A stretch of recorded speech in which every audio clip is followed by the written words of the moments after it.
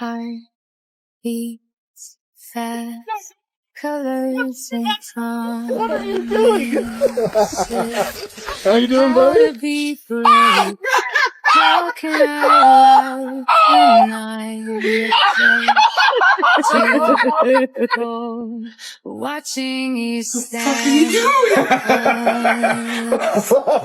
All of my doubt suddenly goes away. Some one step closer.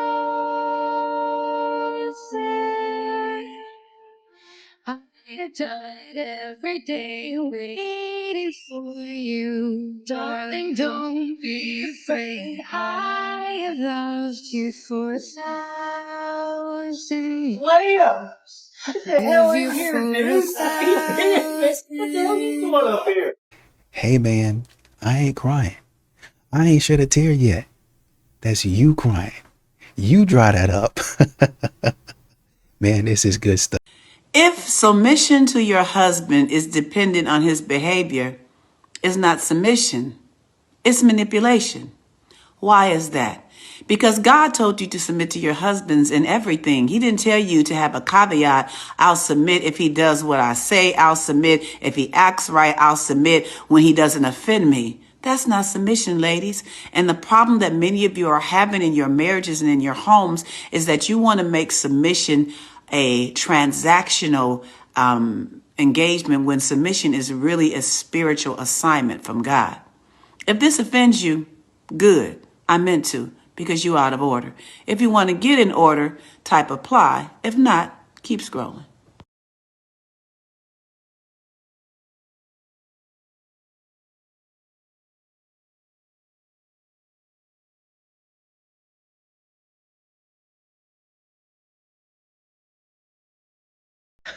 I don't know what it is. I don't know if it had to be with Eve the devil. It had to be. Eve messed us all up. Every single female, Eve messed us up. I think we know everything. No, this ain't what it's supposed to be. It's supposed to be like this. We don't want to listen. We quick to respond and then figure out later that it wasn't even none of that and then don't even want to apologize. We can be very rude and don't have no compassion and we want everything to be how we want it to be and everything all about us. Like Eve, girl. Yeah, y'all men are strong. For y'all men that been with women for a long time, y'all are some strong individuals because we are a lot to deal with. Especially the women who just never take accountability for anything, never see their faults in anything. Everything is always everybody else's fault because it's supposed to be like this, and I don't care nothing about what you're talking about.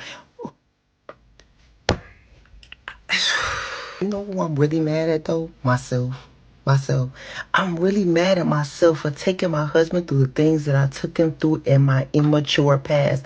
And I'm just thanking God, giving him the glory for maturity. What you're considering is overtime. Well, support is based on income from which support could be paid. It doesn't differentiate or say that. Well, I'll tell him to quit working overtime. I mean, he's working overtime so he can afford something.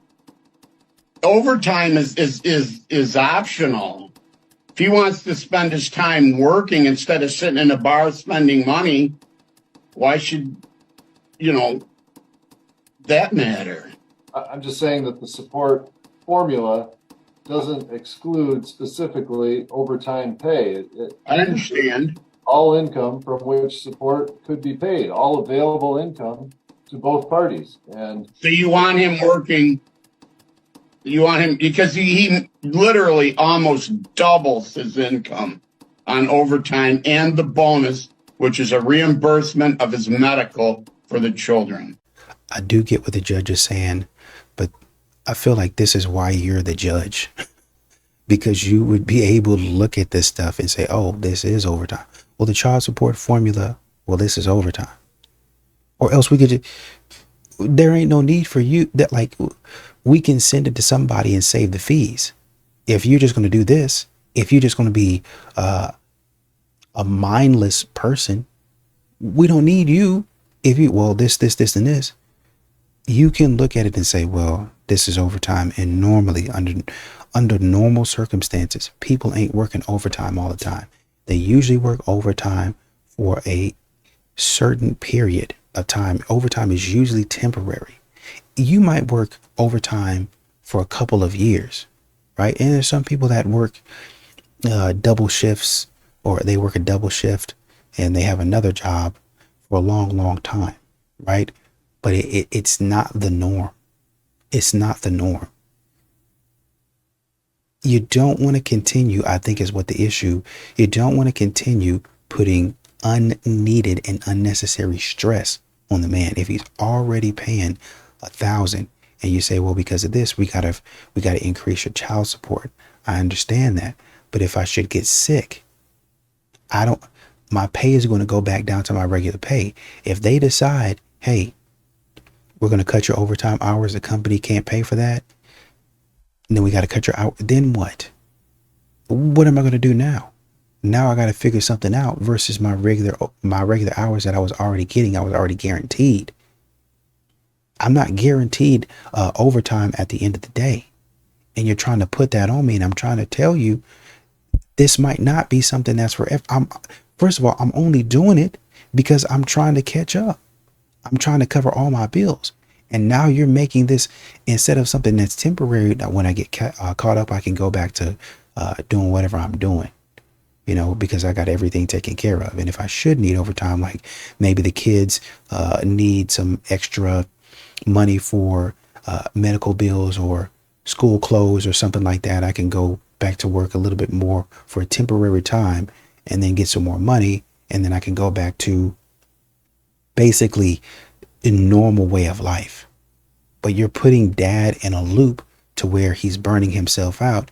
And when the man drops dead, then all of a sudden, oh man, wow, he worked so much. I wish it could have been different. It could have been if you just looked at it, heard what he said, and then verified it and with the pay stub and said, oh yeah, you are working a lot of overtime. All right, here's what we're going to do.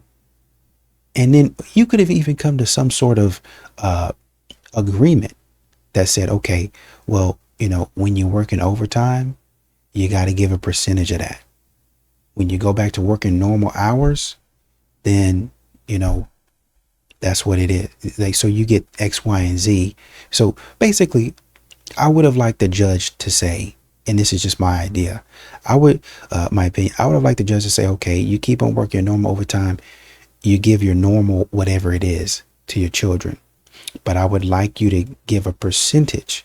Don't take all the man's money because he's still got to live. I would like to see you give a percentage of that overtime to your children. I'd like to see you pay that in child support. And I'm counting on you to be honest. I'm counting on you to be honest and report that to whatever entity it is when you go and pay your child support. Oh, well, we can't just believe what men say. Well, y'all believe what women say all the time. Y'all sit up there and let them run into court crying and hollering and snotting and screaming and rolling all over the ground, turning backflips, pulling their hair out about how the man was so terrible and I needed the alimony, I need the child support and all that other stuff. So why can't you take his word for it? Exactly. This is why men have a problem with a lot of things that happen in society, because it's not actually fair. It's not actually equitable. I walked in and they're all sitting there in the kitchen. Your missus downstairs. Downstairs. I walked in and I said, Ron and Linda, you need to leave. And my wife said, they're not going anywhere. I'm half owner of this place. They stay here as long as they want to. Mm-hmm. So I went outside, I got my gun, I walked back in, I shot them all in the head. Then I shot them all in the head again to make sure they were down. Okay. Where'd you get the gun from? I had it in my truck. Okay. Yeah. Do you usually keep a gun in your truck? Yes, I do. What kind of gun was that? 9mm. Do you remember the brand, make, model, or anything? It's Jimenez. Jimenez. And you said that's a Jimenez 9mm? Mm-hmm. Is it a black or chrome? Silver. Or about silver in color? Okay. And correct me if I'm wrong, but I might have heard that prior to law enforcement arriving, you unloaded it and put it on the tailgate of a truck? I did. Okay, so it sounds like you confronted Linda and Todd and told them to leave. From the time that I lost it, mm-hmm. It was under a minute. Everything was over. Okay. So where was Ron at when you... Sitting in my chair at the table. Sitting in your chair at the table. And when I told them they needed to leave, you know, they didn't make a move to get up. They looked at her and decided they were staying. They just ignored you. And that's when I decided, all right then, because, you know, I warned her earlier in the week, and I told her I was very unhappy about this, and I said, you know, you're going to make me go off, and if you do, this is on you. Yeah. And this is what she got for it. She made me go off, and now there's 3 dead people. I didn't start off with a handgun. That's where it ended up. Yeah. How long was it till you called 911? In between the time that you called 911, what was the time frame there? Couldn't have been more than a few minutes. Just a few minutes. I come outside, and I seen my dad coming down there, and I told him, do not go down there. Get your ass back up in the house. Did you tell him what had happened? Yeah. Okay. So what was it that you told him? I told him I just... How did he react to that? He was heartbroken, of course. Yeah. Who was the first one of the 3 that you... Ron. Ron, he was in your chair. Did he see you coming, or... Yeah. What did he say? He started to... First he looked at her, and he started to turn his head to me, and by then I got him. And Linda was all surprised that I just Ron, and I hit her in the head. Did either one? And then I turned and I hit her in the head. Yeah. You know, I warned them. Boys are neurologically more fragile than girls. More boys are born in the world and more girls survive. Boys don't survive as much because they are incredibly neurologically fragile, emotionally fragile too. What that means is they're more prone to aggression, behavioral problems, ADHD-like behaviors, which is distractibility. They're more sensitive to stress from a very young age. They are not the same as girls. They don't learn the same way as girls. They need lots of physical expression during the day. If they don't get it and they're forced to sit in circle time, like little girls can sit in circle time, little boys go off the rails, and then they're labeled as having attentional issues. And so we are educating little boys today like little girls, which is why they can't keep up. So if you ask me, we should separate little boys and little girls. In terms of the neurological fragility, they need that attachment figure even more than the little girls. When it comes to going to school, maybe we should separate little boys and little girls when they're little so we can cater to their individual needs. And it is different. That's fine, Paul. Good evening.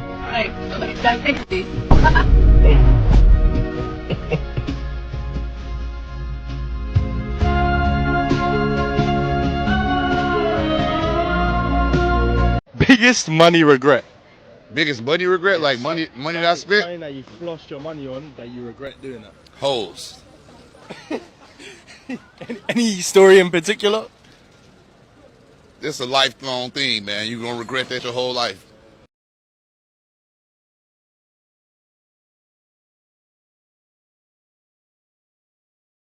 He has my phone. He's saying. Yeah. Okay. Do me a favor, man. Okay. Turn around. Okay. Till we figure out what's going on, okay? I'll talk to you in a second. Okay. He said he recognized me and stuff, so he went inside my car and he's like, "Why you haven't been responding to my text messages?" Do you know this guy? No, I don't know him. So you don't know him any more than you know me? No. Okay. So you're in the driver's seat. He just opens up the passenger door. Yes, he recognized me, or I guess he recognized me. Thinks he recognizes you? Okay. Yeah. And he went inside my car. He was like, "Why you haven't been answering my calls and stuff?" And then I said, I just don't even know him like that. I was just shocked. And then he got mad, and I was telling him to get out my car. He grabbed my phone and he was like, "Okay, since you don't recognize me," he threw my phone on the floor. And as I'm trying to park, I guess I hit him or whatever. And he had these. So you hit him and he never moved his car? I was trying to park behind him. He said that that's his friend, and they actually came to this location to exchange some money that she owed him. It's about $1,000. He said he was inside of the car talking with her about the money. She refused to pay the money, so he grabbed her phone and threw it on the ground and broke it. So at any point in time, was he sitting in your car? Yeah. He was telling me, "Oh, I don't want no relationship with you, this and that." Just weird stuff. Like, I don't want him. I don't know him like that. I just know him from the place that I go to. Okay. In the car.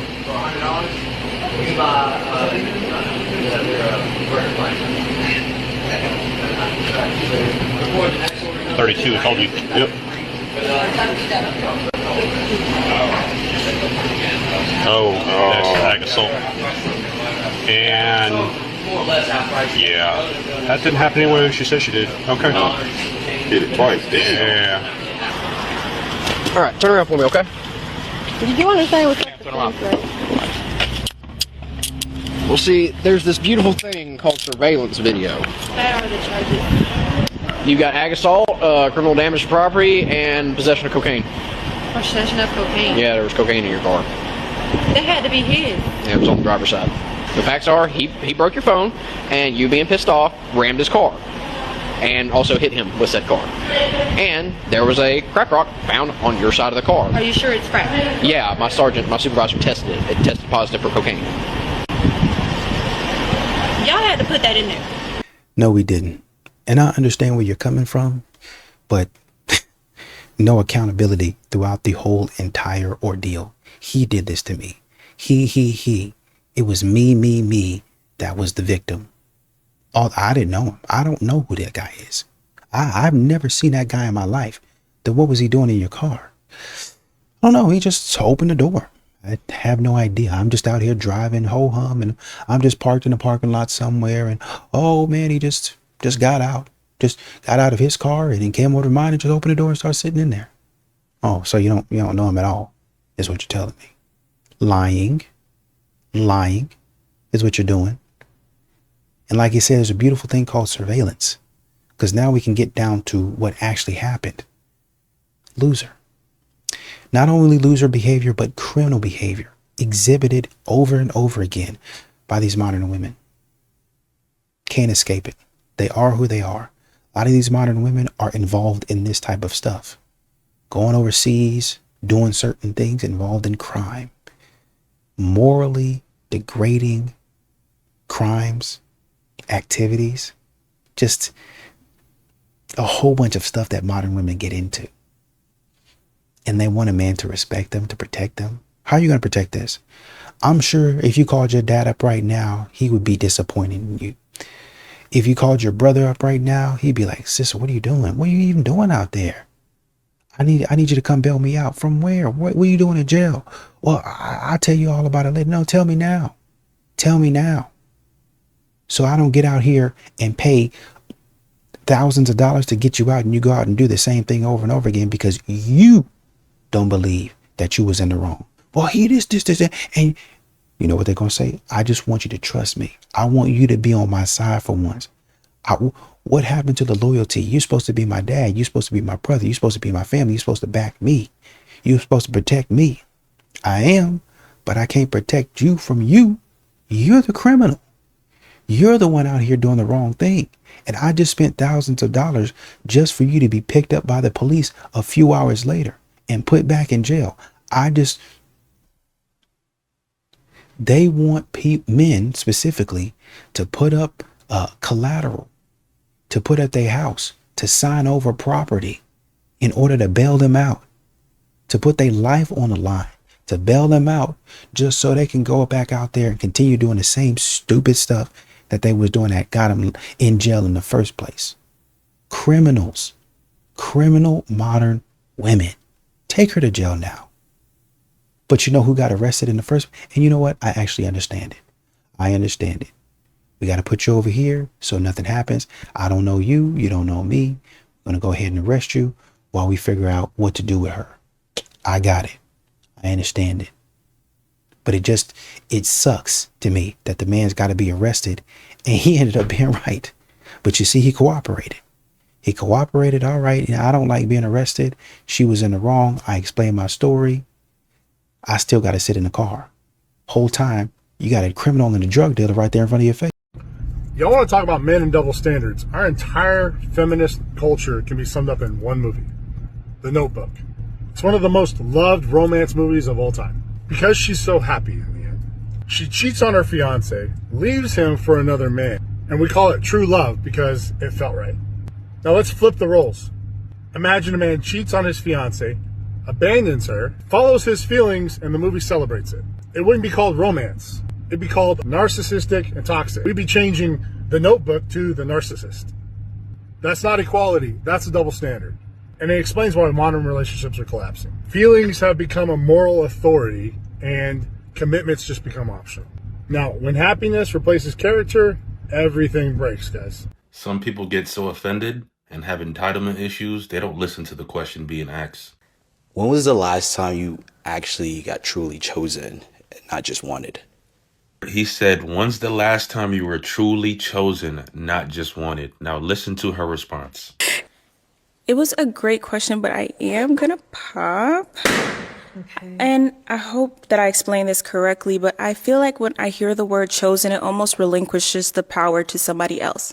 Like my value is in whether or not they see me as valuable. And I don't know, does that make sense to you? Am I explaining that correctly? I respect what you said, but it does not make sense to me. But yeah, I mean, definitely see where you're coming from. Yeah, that's just what it means to me. When I think of somebody choosing me, I think of like, I'm almost saying like, oh, I'm valuable because they see me as valuable.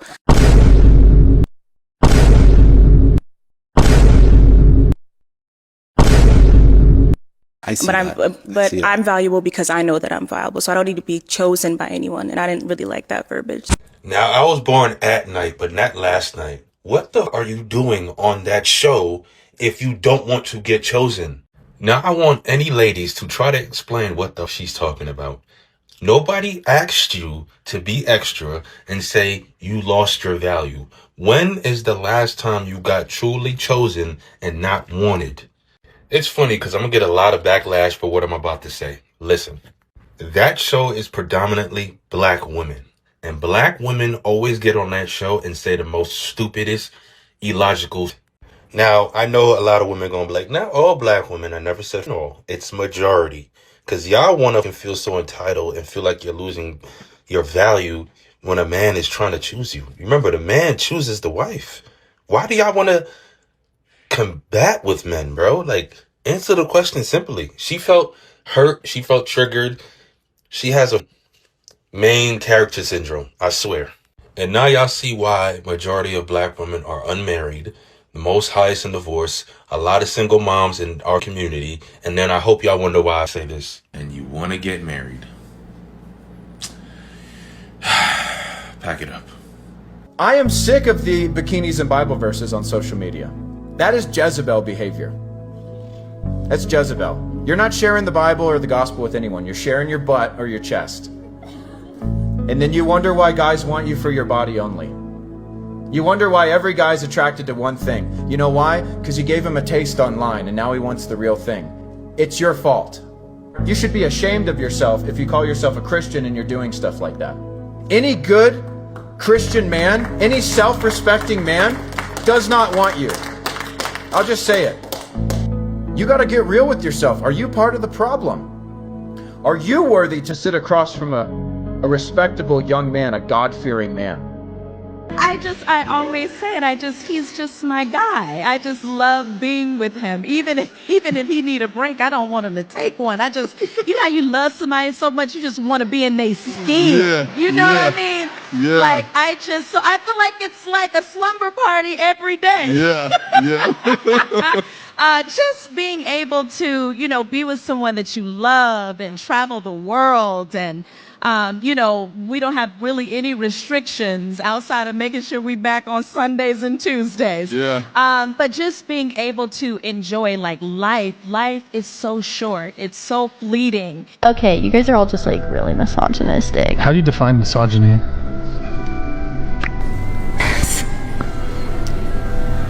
What?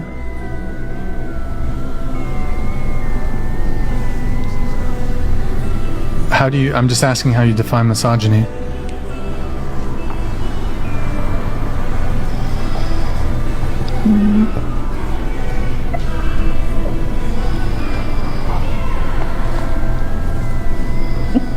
Can I go? Are you okay? Like, do you want to go as in leave? Can I please go home? If you want to leave, you can leave. I was hoping we could continue having a conversation, but I mean,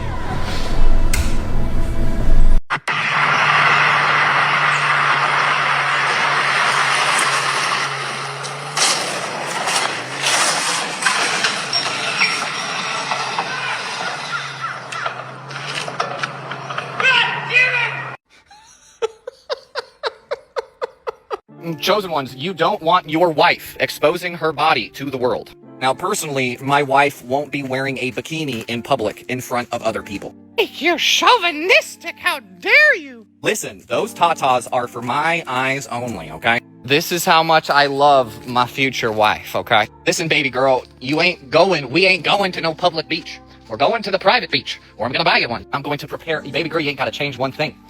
Okay? Everything's gonna be ready for you. I just need you to wear the proper attire at the right time. I see some of these men online, some of these influencers, getting married, and their wife is wearing 2 strings, right? Like some of these workout cats. You're marrying a woman who basically gets her source. She gets her feeling of worth from showing off her body. This is going to be the worst kind of woman that you could ever be associated with. Because a woman who has to rely on her intellect. You need a woman who has intellect. She does not have intellect. It doesn't matter how hot or fine her body is. A woman without intellect will drive her future man crazy. For the women who have intellect and they still dressed like a shanty individual. Or a wicked wolf. Wendy Peppercorn, you don't even know what you're doing, but I know you know. And all kinds of fine. Jaws dropping left and right. You gotta be careful, chosen one, and you can only get you a woman who is humble. If she's not humble, then I'll be honest with you, she's gonna have to be somewhat silent. Not completely, but the Bible says, blessed is the man who has a silent wife. You gotta understand that what she wears, how she talks, what she does, you have got to be watching everything from a spiritual perspective, not a physical perspective like all the other men have been doing. This is how you save yourself from the valley of death and worms and bitterness. This is why we made y'all the health Bible. That's why the herds will win the curse. Revelation 22:3. JacobsLink.com for everything you need, or hit the link in the bio.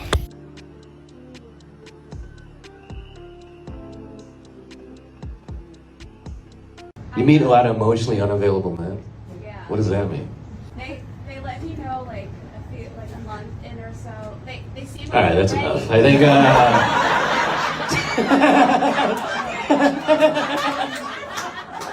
Yeah, I'm emotionally unavailable too now, I guess.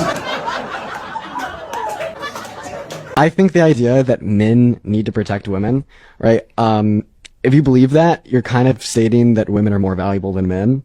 Like, for instance, No, you're stronger, therefore I need you here to defend me. but listen, my phone case is more it protects my phone, and my phone is much more valuable than my phone case. So when you make the argument that men need to go and protect and defend women, die for women, you're just saying that the woman is a very valuable individual and the man is less valuable and should give up an expensive. Wild. This is a new one. I haven't heard this argument, but Dean's pretty influential, so I suppose I'll respond. Men protecting women does not insinuate that women are more valuable. We just have different strengths and different roles. And this confusion that Dean is perpetuating comes from the modern feminist idea that equality requires sameness. It's the belief that men and women have to do all of the same things and act in all of the same ways in order to be equal. And it's absolute BS. It's also the result of a godless worldview. Like, we're looking for sources of value, and then we try to assign worth based on social constructs rather than intrinsic human value. Here's the last thing. Dean's argument rests on a glaring omission, and it's that we don't have moral obligations to one another. Men don't protect women because they're more valuable. They protect them because they can and they should. The whole world went crazy after Cristiano Ronaldo was on the Piers Morgan show and he was asked, "Why do you love Georgina?" Yo, like, the comments are ridiculous. So many women saying, "I hope this love never finds me." Look at this clip. What is it about her that made her so special to you? She take care of me, which is very important. She take care of the family. She take care of the house, which is take a lot. Called Georgina a maid. They said Cristiano only loves her because of what she does for him. But let's be honest for a second. His answer to the question exposes how far society has fallen. He obviously loves her because she's intelligent, she's smart. But when he chooses to honor her femininity, the whole world goes into shock. Because so many people want the benefits of a relationship nowadays and don't want to put the effort. Ronaldo is one of the hardest working men on the planet. He's sacrificing his body on that pitch every single day, through injuries, through traumas. And when he praises his woman who takes care of his home and children, the internet goes crazy and can't handle it. What did you expect him to say? She's special because she argues with me and refuses to cook? If a woman says, "I love my man because he protects me, he provides for me, he leads me and takes care of my family," the internet would be fine with that. Everybody would be like, "That's romantic." And you want to know the truth? Men nowadays are loved for what they can provide. And we're like, okay, we accepted it. But God forbid a hardworking man who provides for his family says, "I love my woman because she nurtures me." and now suddenly she's a maid? And you know what's crazy? The women who are jealous of this are the non-traditional ones. The ones that are not a Proverbs 31 woman. You know what God says makes a Proverbs 31 woman? Proverbs 31:27. She watches over the affairs of her household and does not eat the bread of idleness. It doesn't say a woman like that is oppressed. No, it says she's honored. So when Ronaldo praises Georgina for that, he's not diminishing her. He's honoring her femininity, something that has been lost in today's society.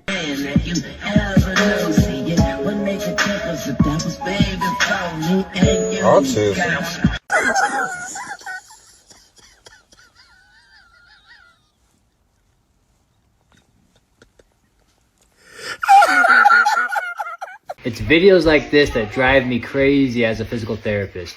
Women just wandering around in the kitchen, and then they tell me the next day, I didn't have time to do my exercises.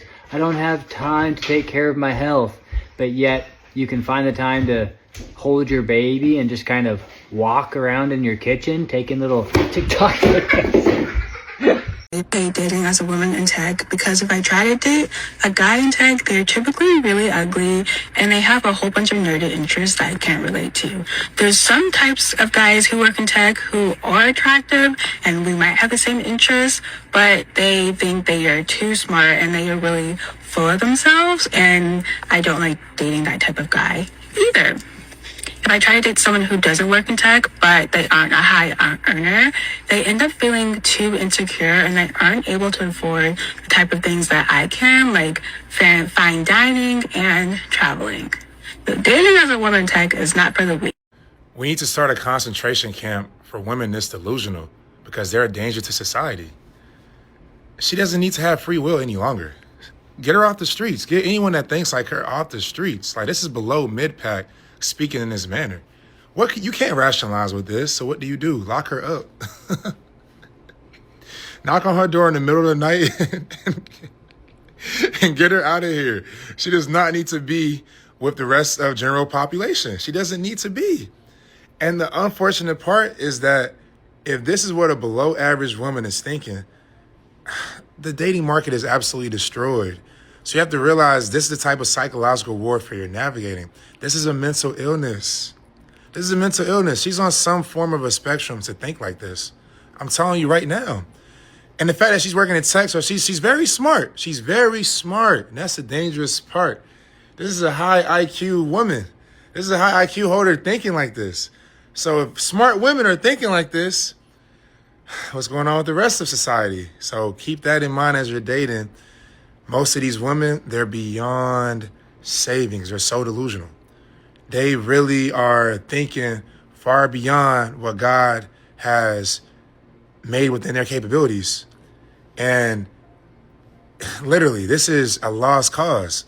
So as you date, gentlemen, remember, anytime you might get turned down by some below mid-pack, anytime a girl is just asking for outlandish standards, it's because women like this is even having high demands in the dating market. So all you can do is vet accordingly, pivot, and only deal with women that are worth your time.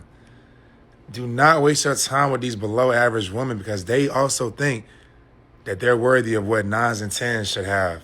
But it's Trust Fund Baddies only. This is what it is. And you know, honestly, when I look at her, you can kind of see her hair. Her hair is the way that it is now. But you can, just by the color, and it's frizzy, but just by the color of it, and you know the way the shine on it, just the way it comes out of her scalp, you can tell that she takes care of her hair. If she were to put it in a different style or whatever and whatnot, it would actually look good. And what she would probably do, and what she probably does, is she puts on makeup. She'll fix her hair up. She'll put on makeup. She might put on a dress or something like that. And then with all of the accessories, she will think that she probably thinks that, her skin is clear. So that's a good thing.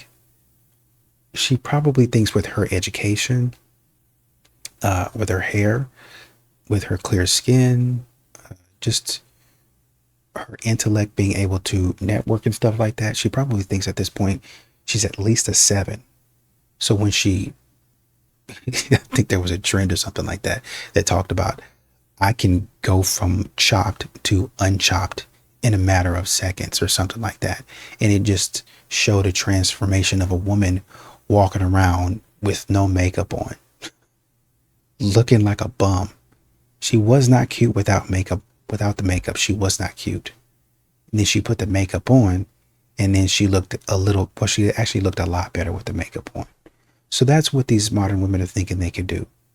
I can look a certain way. I have some redeeming features and qualities about me that are fantastic. But once I go from chopped to unchopped by putting this makeup on, by doing this, and this, then I have the bandwidth and I have the space.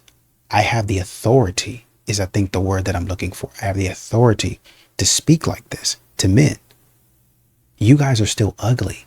I can go in there and put makeup on, some jewelry. I can get my hair done in a certain way. I can put a dress on. If I need to, I can go in there and get some Spanx and put that on, and I can get some sort of enhancements to my chest, or I can get some articles of clothing that enhance my chest or how it looks.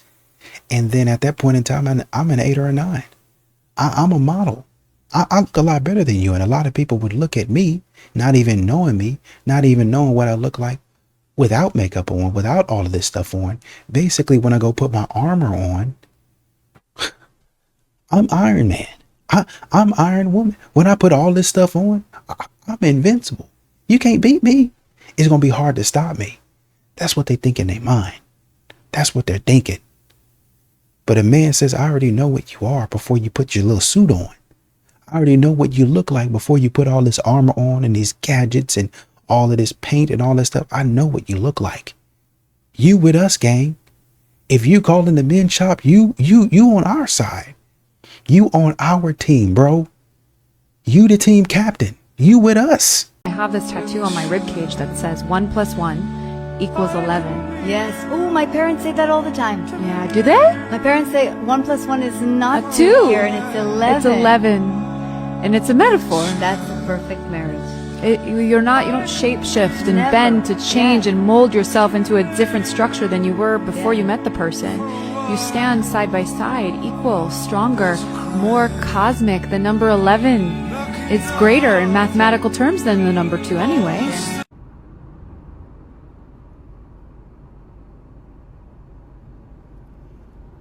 Not one brain cell was used there. Fucking hell, coffee emoji. That's all that can be said. Stay woke in these streets, Big brr. I hear men say all the time, she's always focusing on what I'm doing wrong. She's always focusing on where I'm missing. She's always focusing on the negative. It's discouraging. I think women have to do a better job of affirming and validating their man. It ain't all bad. If you're going to tell him what he's not doing well, make sure you've told him 5 ways he is doing well. Isn't this what you did with your kids when you were raising kids? Didn't you affirm your kids? Even after a mess up, didn't you remind him how much you love him? He has that little boy still inside of him, and that little boy still needs to be nurtured. I'm a therapist for men, and these are some of the rules that I break regularly as a therapist. I will curse first. A lot of therapists wait for their clients to swear before they will. I swear as a part of my regular vocabulary, and so if you don't like that, I'm probably not a good therapist for you. I don't speak with an overly regulated or soft tone of voice. No, I'm gonna speak like I speak, because I know that you guys can smell that from a mile away, and if I'm not showing up as myself, then why the hell would you? On that same note, I ask my clients the question, why? This may seem crazy, but a lot of therapists have been taught in graduate school never to ask the question, why? It's suggested that maybe it seems judgmental, or we need to couch it, we need to deliver our curiosity in a different package. But the reality is, I ask why as a human being, and I actually think it's a pretty legitimate question to ask a lot of the times. Now, I don't ask it like an asshole. I ask it out of curiosity. I also use a lot of self-disclosure in my session. I think it's really important that you know I'm a flawed individual just like you. Will never ever respond to a client who's asked me a question by first saying, "Can you tell me where that question may be coming from?" Who talks like that? Who talks like that? Here's the thing, when we treat our clients like humans, they treat us like humans. So 99% of the time, if a client has a question they'd like to ask of me, they preface it with, "Now, I know I'm not really supposed to ask you questions about yourself, and I totally get it if you might not answer this." Clients get that. I don't offer my clients any seat in the room. I have a couch. It's very comfortable, and it's just for them. I have my chair. It's just for me. This is something some therapists will do. They'll walk a client into their office for the first time and say, "Have a seat wherever you'd like. Have a seat wherever you're most comfortable." That would make me feel more anxious as a client. Tell me where to sit. Where am I supposed to sit? And a rule that I break all the time is I tell my clients that I'm proud of them when I'm proud of them. This may be confusing to those that aren't therapists. Like, why wouldn't you tell a client when you're proud of them? Some therapists come from a place of believing that I shouldn't be the one proud of you. If anything, I should reflect, like, does that make you proud of yourself? It's a little bit like we're being taught to raise our kids, right? Like, I shouldn't tell my daughter, like, "Good job, that's great, I'm so proud of you." It's, aren't you proud of yourself? I don't talk that way. If I'm genuinely proud of someone, I believe that they deserve to know. This is me bringing honesty into the room. I don't think it's harmful. I don't think this fosters dependency in my clients. We live in a world that is relational and social.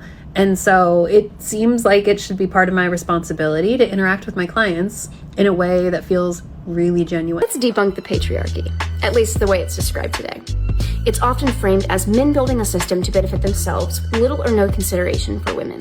When in reality, for most of human civilization, the average man couldn't vote, didn't own land, and had no real say in the laws that he lived under. What he did always have were obligations. Being a man meant being expected to fight and die, to do dangerous work, and to absorb the risk when things went wrong. Extremely limited agency paired with heavy responsibility. And we forget that formal authority was usually about duty and not control. The duty was to protect the women and children of society. And women weren't powerless spectators. They held real influence, running households, shaping values and religion, culture and tradition, raising the next generation. In other words, women may not have commanded the armies, but they shaped the people, values, and social structures that armies existed to protect. A role-based system built around survival. When we flatten that into an oppressor-victim story, we erase how constrained most men were and how much influence that most women actually had. I didn't do nothing, man, bro. I just trying to go to work, bro. I didn't even put my hands. She ain't had no bruises and nothing, but she gonna say more and more because she mad and I'm trying to go, though. And then I can show you the recording.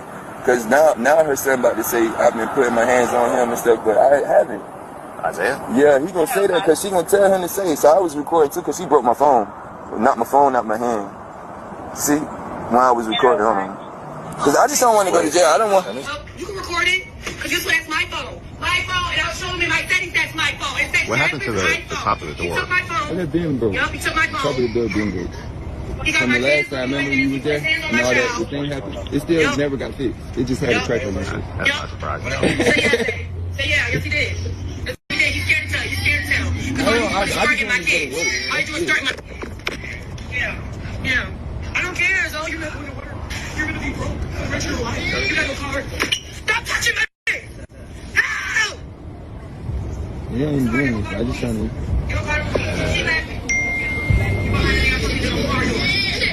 Do you have a purse? Oh, what purse I got? I'm trying to go to work. Of course.